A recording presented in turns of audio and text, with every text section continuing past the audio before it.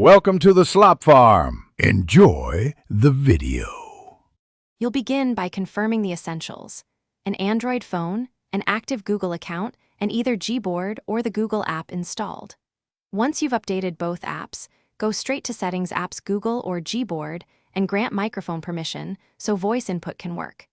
Make sure battery saver is off and restart the phone if updates were pending. These steps remove the most common blockers, so once done you can dive into the voice typing switches without delays. Now enable the engine itself.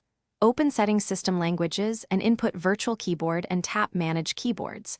Toggle on Google Voice Typing and then select it as the current input method from the keyboard icon or Input Method menu. If you need offline use, open the Google app, go to Settings Voice Offline Speech Recognition, and download your language pack.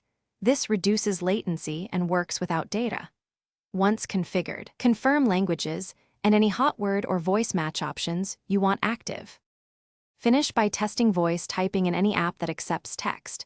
Tap the keyboard's microphone and speak clearly. Say punctuation like comma or period to insert it. Once done, review and edit for capitalization and formatting. Voice models learn over time. If you encounter problems, make sure the microphone permission is still granted.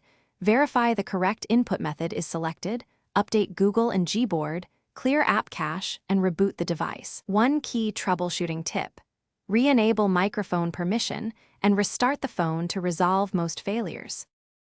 Thanks for watching. Consider subscribing if we helped you today.